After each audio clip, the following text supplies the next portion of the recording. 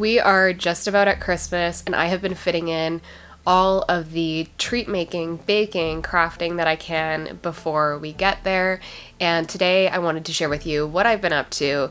All of these would make really great last minute gift ideas, do it yourself, really inexpensive, and they come together quickly. So today I'm going to share with you what I've been up to, and I'll be sure to include all of the recipes from today's video and the instructions in the description box down below. This year I wanted to make some homemade caramels. This is something that would be a great addition to cookie boxes. They last a long time, so another great gift option, and they're super simple to make. Now, a lot of caramel recipes will have either corn syrup or sweetened condensed milk in them, which I just prefer not to use, and neither are necessary to make caramel. So I'm starting out with just getting some sugar melting in a pot over medium-low heat. You definitely want to keep an eye on this. It will take probably about 20 minutes to melt down and get to that nice caramel color, but these are worth the effort. I'm going to keep stirring that sugar consistently just to make sure that none of it burns, because that is relatively easy to do.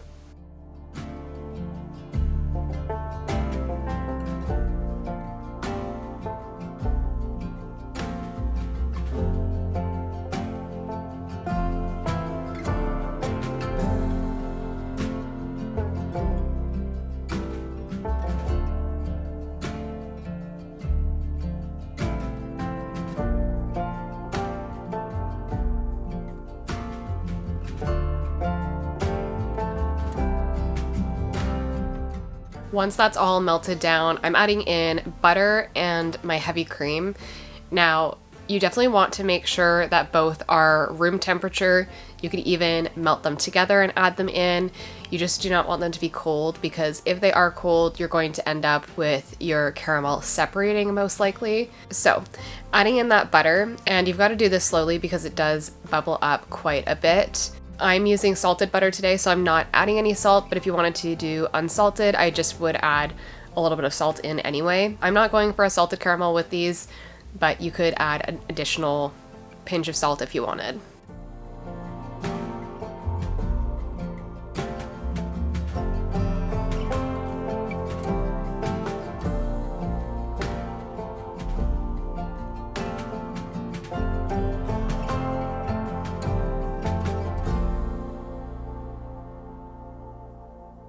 Now that caramel is just going to continue to boil. You have a candy thermometer, that's great. I don't have one, and I just find that a meat thermometer does the trick. Pour that into a parchment lined pan, and I'm going to set that aside for a few hours to completely cool before slicing them.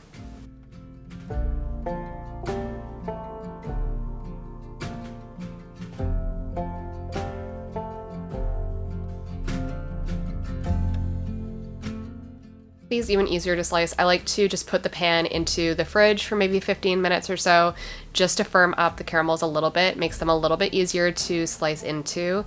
And you can at this point add some flaky salt on top if you wanted. I'm leaving these just as is, and then wrapping them in little squares of either parchment paper or wax paper. Today I'm using wax paper just because I have some on hand, and this is one of the only things that I would actually end up using it for. These are so good, great to have out over the holidays or to add into cookie boxes or just to keep for yourself. They will store at room temperature, or you can keep them in the fridge.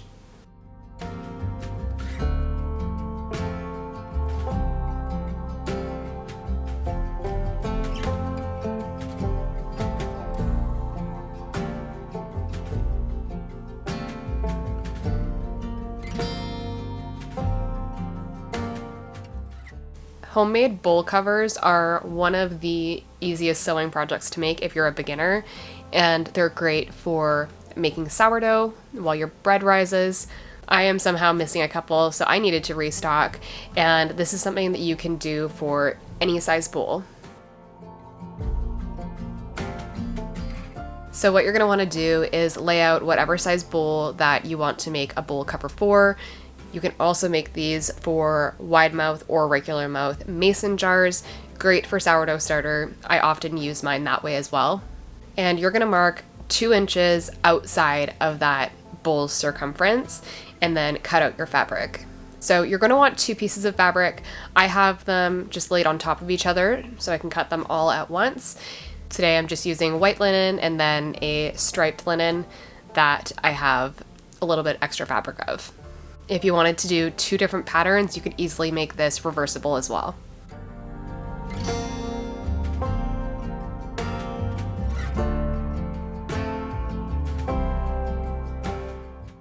Once you have your 2 circles cut out, you're going to want to have them facing right sides together, and you can pin or clip around the fabric a couple times so it doesn't shift around while you're sewing.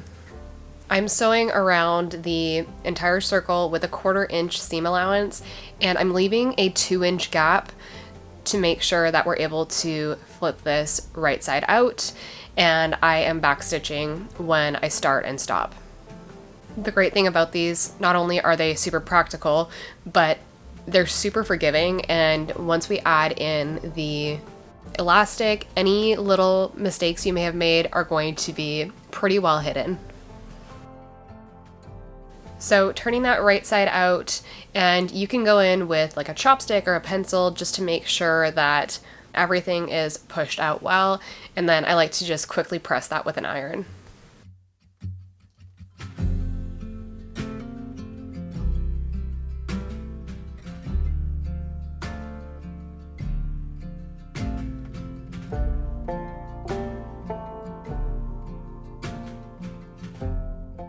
Next, you're going to want to measure the circumference of your bowl so that you know what size to cut your elastic.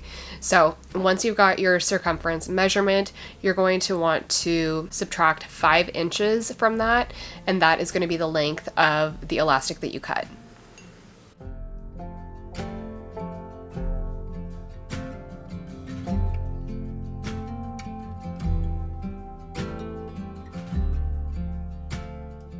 I'm sewing a channel to feed the elastic into, so I typically will use a 1/4 inch elastic for these bowl covers, but I didn't have any on hand. I'm using 3/8 of an inch, so with that I made my channel a little bit larger, so I am sewing about 3/4 to an inch in, and I'm going to sew a full circle. When I'm using a 1/4 inch elastic, I will typically leave just about a 1/2 inch.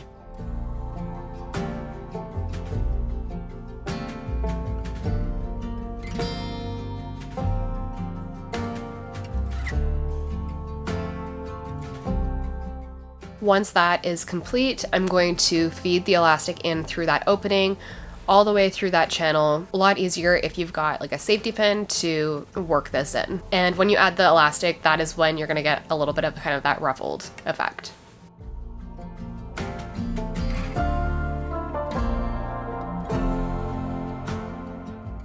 Once I have those 2 pieces of elastic together, I am just stitching those together.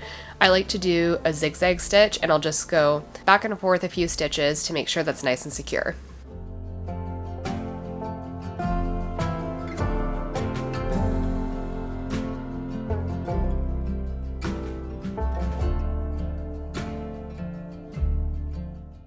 Once that elastic is stitched together, we can close up and finish up this bowl cover. And so I'm just top stitching along that opening. Make sure not to catch any of the elastic. You want to do this right as close to the edge as you can. Again, back stitching when you start and stop.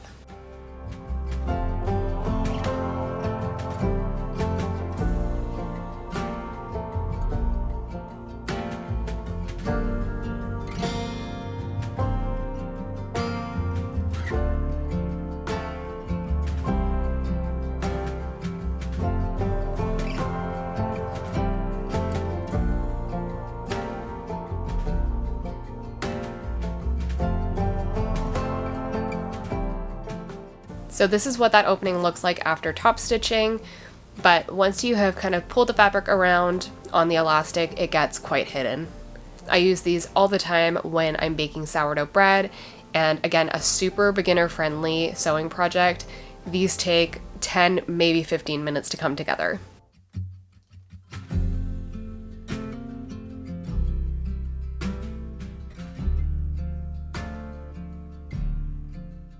I have been due to restock on some homemade vanilla extract. And typically when you make this is something that you're going to need to do about 6 months before you intend to use it. So it has time to fully extract all of that vanilla flavor. And for that, all you need is alcohol, typically vodka, but you can use rum for this, and vanilla beans. You just slice the vanilla beans, add them to some sort of jar, and top them off with the alcohol. However, there is a way to speed up this process, and that's by doing it in the Instant Pot. So I'm trying that method today. By doing it this way, you are able to use it pretty much immediately. It definitely does benefit from sitting for a little bit longer if you have the time, but it can be used right away. And I am doing this in 2 pint-sized jars. I have seen this recipe done with anything from 2 vanilla beans per pint-sized jar to 12. And I'm doing somewhere in the middle. I'm doing about 4, and this turned out really well. So I just cut those in half, sliced down the middle, and added them to a couple pint jars that I topped up with the vodka and screwed on some metal rings just to fingertip tight. Now, to get my Instant Pot ready to go, I have a wire trivet at the bottom so that the jars are not sitting directly on the bottom of the Instant Pot, and I've added in 1.5 cups of water. That is just going to cook on high pressure for 30 minutes, and then I'm going to allow that to do a natural release.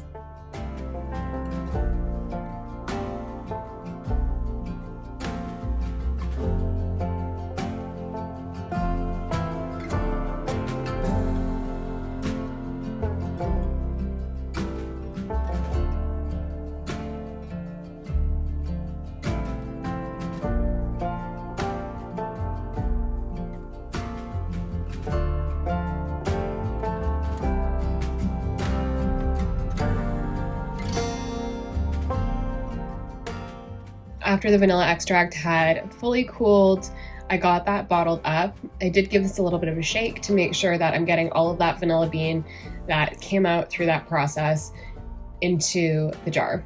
Now, as this sits, it's going to continue to extract that vanilla flavor. So I'm adding all of those vanilla beans into my flip top bottle as well. This definitely does get darker the longer that it sits, but it already had great vanilla flavor just right out of the Instant Pot. So if you have anyone in your life that loves to bake, this is a super easy, super quick DIY gift idea.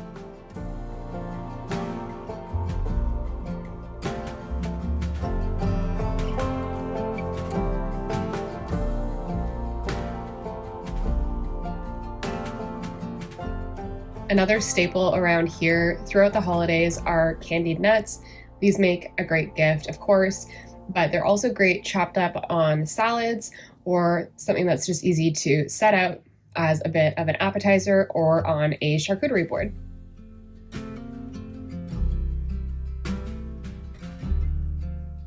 This recipe is super simple and you can kind of customize it depending on what nuts you want to use. I typically will do mostly pecans and cashews along with some almonds as well. And I just do some mix of about 6 cups of nuts. For the wet ingredients, it's just a little bit of water and some vanilla extract along with some egg whites. Get that all mixed together and poured over the nuts and toss that to coat. And then in a separate bowl, I'm getting the sugar and spice mixture all ready to go. So this is just some white sugar, some brown sugar, and some spices. I like to do lots of fresh nutmeg, cinnamon, and some coarse salt, but you can add in some cayenne pepper. I really like it that way. I know not everybody likes spice, so I left that out today. You can also add in some black pepper, a little bit of orange zest. The options really are endless.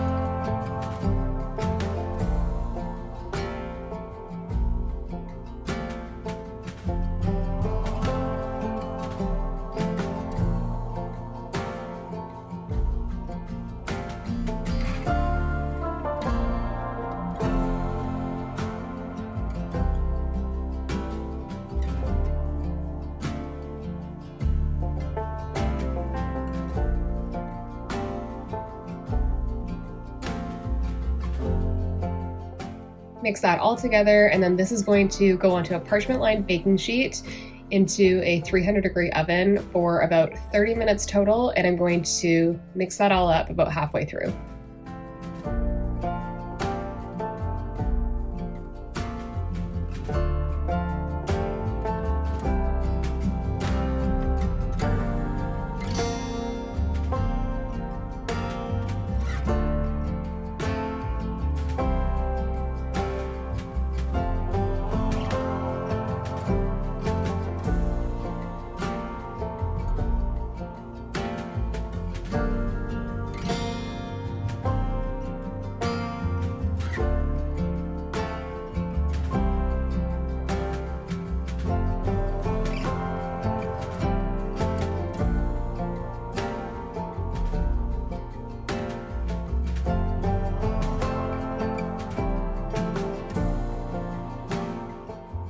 When they first come into the oven, they will look a little bit wet, but as they cool, they'll set up and then they're ready to package up.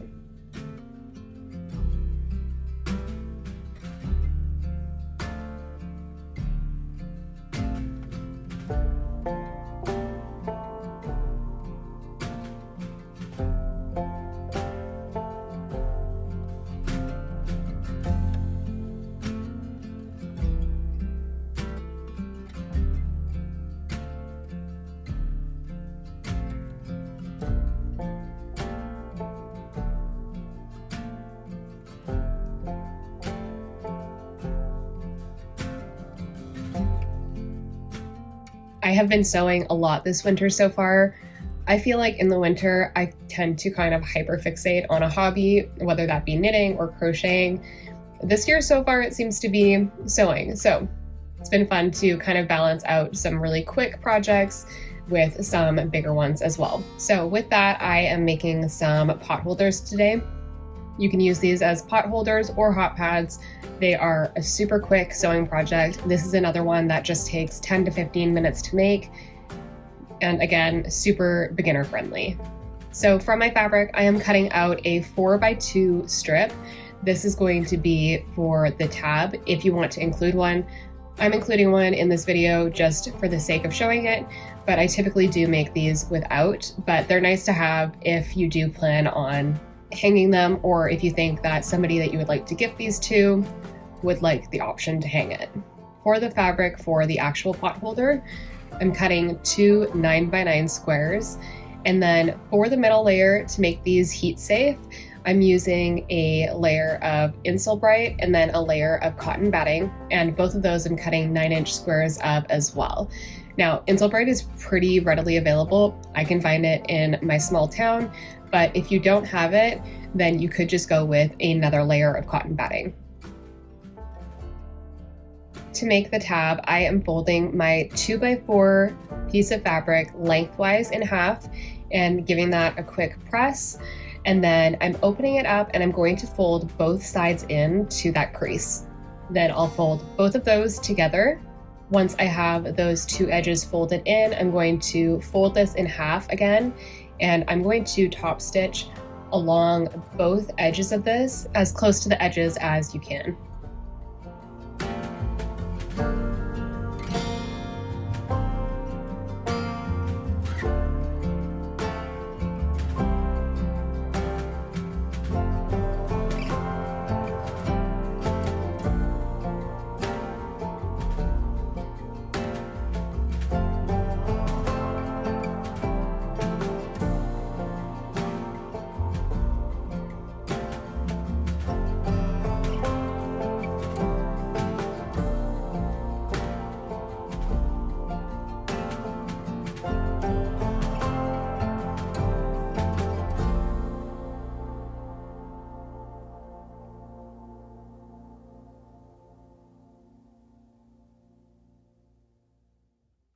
To assemble the pot holder, I'm laying down a piece of the Insulbrite and then a piece of the fabric that I'm using, and I'm facing that right side up. At this point, I'm adding the tab, so I fold that in half, and I'm going to have that positioned in so that the loop is on the inside here. I like to clip that just so that doesn't shift as I lay down the rest of the fabric. The next layer of fabric goes right side down. So both right sides of the fabric are sandwiched together. And then I'm laying my cotton batting over top.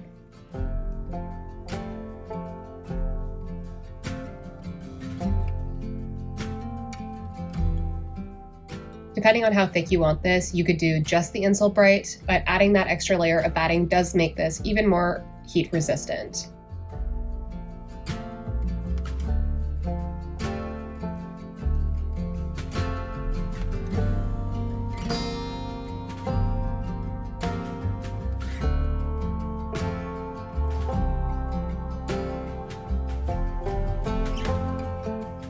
Now I'm just clipping all the pieces together so that nothing shifts as I sew. And on the top edge, I'm going to be leaving a 2 to 3 inch gap so I'm able to flip this right side out after I have the edges stitched together.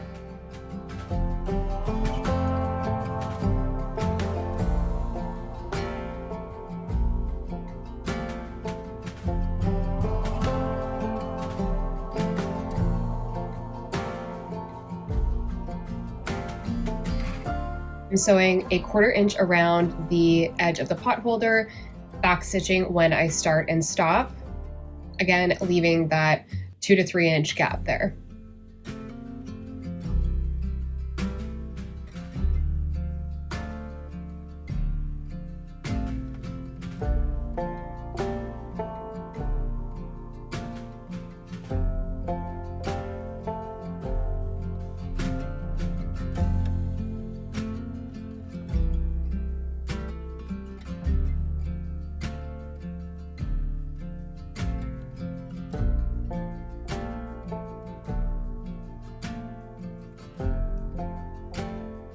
I like to clip the corners just so that there's a little bit less bulk when you flip the pot holder right side out, and that makes it a little bit easier to make sure that the corners have a nice point.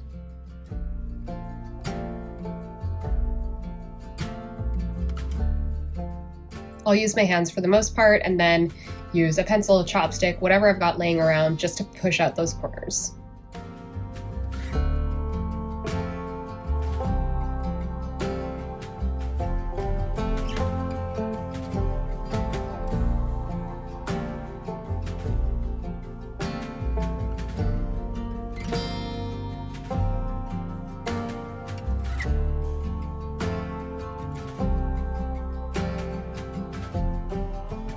Now I'm going to top stitch around the entire pot holder to both add a little bit of detail and also just to close up that opening. That opening can be quite thick with both layers of the fabric and the batting, so I like to just clip it together so it stays in place. For this top stitch, I am sewing about 1/8 of an inch from the edge.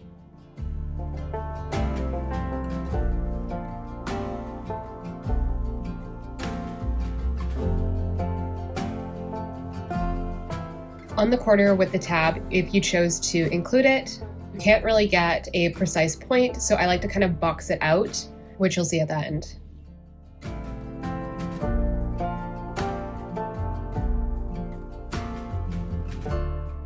At this point, you could leave this here. I like to add a couple quilting lines. You could get more detailed with this for sure. I'm just doing an X across. This is a super basic pot holder pattern. You can definitely get more detailed, do patchwork or quilting, add binding, but this style in particular comes together within about 10 minutes and they're super easy to make. While we are pretty close to Christmas now, if you still are on the hunt for some super easy, quick DIY handmade gift ideas, these are all great options that come together really quickly. I hope you have a wonderful holiday season, and I will see you in the next video.